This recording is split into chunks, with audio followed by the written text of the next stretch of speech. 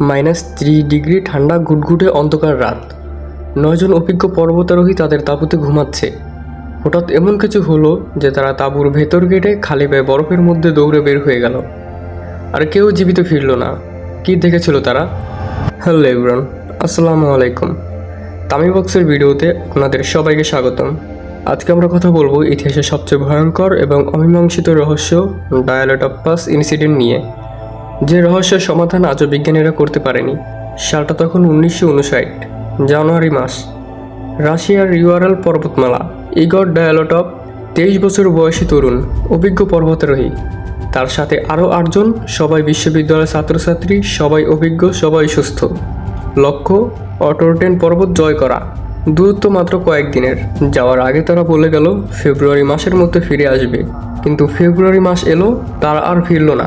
উদ্ধারকারী দল গেল তাদের খুঁজতে। তাঁবু খুঁজে পাওয়া গেল, কিন্তু ভেতর থেকে ছুরি দিয়ে কাটা। মানে তারা নিজেরাই কেটে বের হয়েছে। ভেতরে সব জিনিসপত্র, জুতা, কাপড় সব পড়ে আছে। তারপর একে একে লাশ পাওয়া গেল। কেউ খালি পায়ে, কেউ একটা মোজা পরা -30 ডিগ্রিতে, কারো হাড় ভাঙা। এত জোরে যে গাড়ির দুর্ঘটনাও এত জোরে হাড় ভাঙে না, কিন্তু শরীরে কোনো আঘাতের চিহ্ন নেই। সবচেয়ে ভয়ঙ্কর, একজনের চোখ নেই, একজনের জিভ নেই। কে নিয়ে গেছে, কিভাবে? তদন্তকারীরা লাশের কাপড় পরীক্ষা করলো। ফলাফল দেখে সবাই চমকে গেল। কাপড়ে তেজস্ক্রিয়তা বা রেডিটেশন পাওয়া গেল। কিন্তু কথা হলো, কোথা থেকে এলো এই রেডিটেশন? ওই পর্বতে তো কোনো পারমাণবিক স্থাপনাই নেই। সোভিয়েত সরকার তাৎক্ষণিকভাবে পুরো এলাকা বন্ধ করে দিল। 3 বছরের জন্য সেখানে যাওয়া নিষিদ্ধ করা হলো। কেন? কী লুকাতে চেয়েছিল সরকার? এত বছর ধরে অনেক তথ্য এসেছে। কেউ বলে তুষার ঝড়, কিন্তু আকাশ সে রাতে পরিষ্কার ছিল। কেউ বলে স্থানীয় উপজাতি মেরেছে, কিন্তু কোনো প্রমাণ নেই। কেউ বলে সোভিয়েত সামরিক পরীক্ষা রেডিটেশনের কারণে। হ্যাঁ, এটা অনেকে বিশ্বাস করে। আর সবচেয়ে রহস্যময় তথ্য, ইনফ্রাসাউন্ড পর্বতে এমন শব্দ তরঙ্গ তৈরি হয়েছিল যেটা মানুষকে আতঙ্কিত করে পাগল করে দিতে পারে।